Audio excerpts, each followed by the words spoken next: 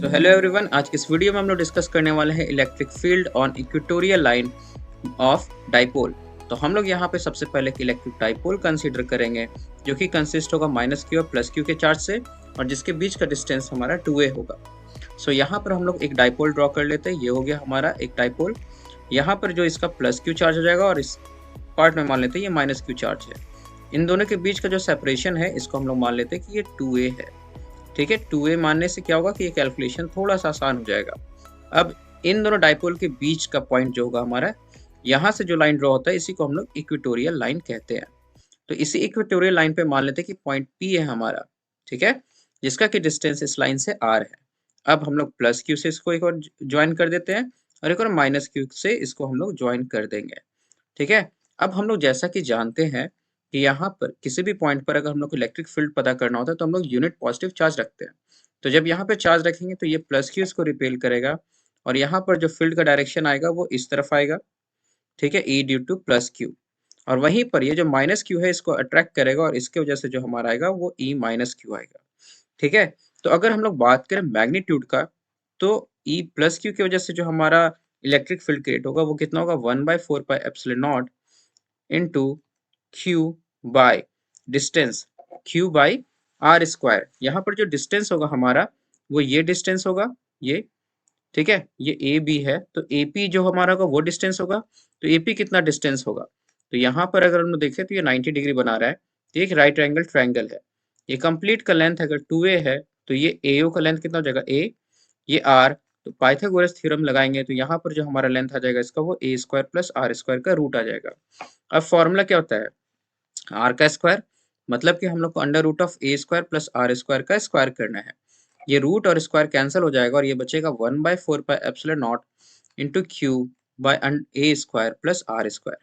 ये due to +q charge था। अगर हम लोग -q की वजह से देखें तो क्या होगा, तो यहाँ -q की वजह से भी सेम ही होगा 1/4 pi epsilon not into q by a square plus r square. तो हम लोग क्या देख रहे हैं कि इन दोनों का मैग्नीट्यूड जो है वो सेम है। तो हम लोग E प्लस q को, ये बराबर है इसका मैग्नीट्यूड E माइनस क्यू के और ये हम लोग इसके बराबर E लिख सकते हैं। तो हम लोग कह सकते हैं कि यहाँ पर E जो होगा वो इलेक्ट्रिक फील्ड हो गया ड्यू टू +q और -q दोनों का मैग्नीट्यूड।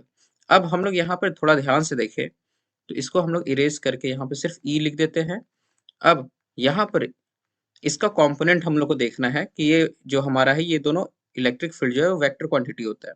तो आखिर इन दोनों का जो सम टोटल होगा वो किस डायरेक्शन में होगा। तो यहाँ पर देखिए हम लोग, ये जो लाइन था हमारा और ये जो डाइपोल है इसके बीच का एंगल हम लोग यहाँ थीटा मान लेते हैं। अब चूंकि ये डिस्टेंस जितना है उतना ही डिस्टेंस यहाँ पर ये जो AP का डिस्टेंस है इतना ही डिस्टेंस हमारा OP का भी है। तो अगर ये थीटा है तो ये भी कितना होगा, थीटा। अगर हम लोग यहाँ पर एक पैरेलल लाइन ड्रॉ कर ले AB के तो ये थीटा है तो ये भी एंगल यहाँ कितना बन जाएगा, थीटा बन जाएगा। ठीक है, अब हम लोग क्या करेंगे यहाँ पर कि चूंकि ये थीटा बन चुका है तो इस E का ड्यू टू +q जो था इस E का दो कॉम्पोनेंट हम लोग इसको रिजोल्व कर सकते हैं। एक हमारा हो जाएगा E cos theta in this direction और इस E की वजह से हमारा एक यहाँ पर इस डायरेक्शन में जो लग रहा होगा हमारा मैग्नेटिक फील्ड होगा वो हो जाएगा E sin थीटा।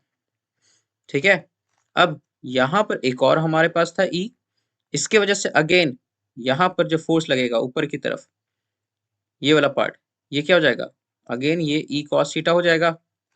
ठीक है, लेकिन ये नीचे की तरफ कितना लगेगा, minus of E sin theta. ठीक है, तो ये दोनों एक दूसरे को कैंसल आउट कर देगा।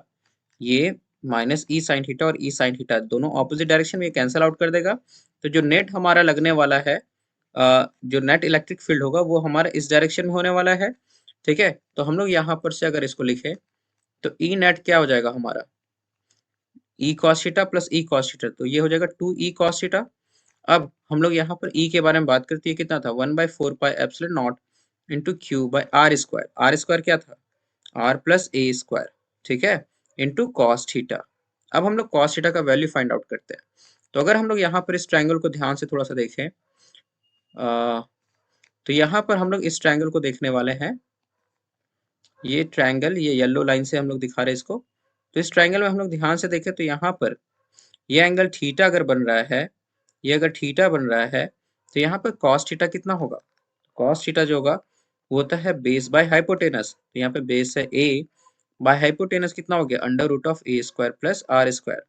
तो यहाँ पर इसका वैल्यू अगर हम लोग पुट कर दे तो ये क्या बन जाएगा, 2 times of 1/4 pi epsilon not into q by under root by R square plus A square. और यहाँ पर cos थीटा का वैल्यू पुट करें तो ये कितना आ जाएगा हमारा, a by under root of R square plus A square.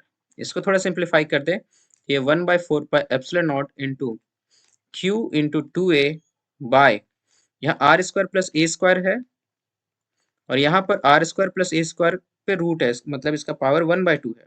तो अगर इन दोनों के पावर को ऐड करें तो ये 1 + 1/2 जो है सम करने पे 3/2 आ जाएगा। तो ये R square plus A square की पावर 3/2 हो जाएगा। तो यहाँ से हम लोग के पास में ई नेट बराबर क्या आ गया, तो ई नेट बराबर आ गया हमारा 1/4 pi epsilon not into Q into 2a by R square plus A square की पावर 3/2। अब q इंटू 2a ये क्या होता है, तो चार्ज जो है हमारा किसी भी डाइपोल पे किसी भी चार्ज को अगर उसका मैग्नीट्यूड ले लें और उसके डिस्टेंस से मल्टीप्लाई कर दे तो ये उसका डाइपोल मोमेंट दे देता है। ये p आ जाएगा हमारा, तो इसको लिख सकते हैं E net is equal to 1/4 pi epsilon not into p by R square plus A square की पावर 3/2। अब अगर हम लोग यहाँ पे ध्यान देखें दे तो यहाँ पर जो डायरेक्शन हमारा वो, अगर डाइपोल का डायरेक्शन देखें तो ये हमारा -q टू +q होता है, ठीक है। लेकिन यहाँ पर जो डायरेक्शन हमारा हम लोग देख रहे हैं ई का, ये जस्ट उसके ऑपोजिट है। ई का डायरेक्शन इस तरफ है जबकि यहाँ पे डाइपोल का डायरेक्शन इस तरफ होगा, जस्ट ऑपोजिट डायरेक्शन। तो यहाँ पर हम लोग क्या देख रहे हैं कि अगर हम लोग इसको वेक्टर फॉर्म में लिखना चाहेंगे तो ई वेक्टर जो जगह वो -1/4 pi epsilon not times of p vector by R square plus A square की पावर 3/2। अब यहाँ पर ये जो r है ना और ये जो a है, तो ये a बहुत ही छोटा होता है। a यहाँ से यहाँ तक का डिस्टेंस था और हम लोग यहाँ पर बहुत ही दूर पे रख रहे हैं, इस पॉइंट का इलेक्ट्रिक फील्ड पता करना चाह रहे हैं। तो यहाँ पर ये a स्क्वायर जो है वो बहुत ही ज्यादा छोटा होने वाला है आर स्क्वायर से। तो अगर हम लोग इस पूरे के जगह पर आर स्क्वायर डालेंगे तो क्या बन जाएगा, E net is equal to -1/4 pi epsilon not into P vector by R square और पावर 3/2। ये 2 कट जाएगा तो ये r³ आ जाएगा, ठीक है। तो ये रहा हमारा electric field at A point on the equatorial line. I hope कि ये समझ में आया डेरिवेशन है। अगर कोई डाउट है तो प्लीज कमेंट सेक्शन में बताएं। मिलते हैं नेक्स्ट वीडियो में, तब तक के लिए take care and good bye.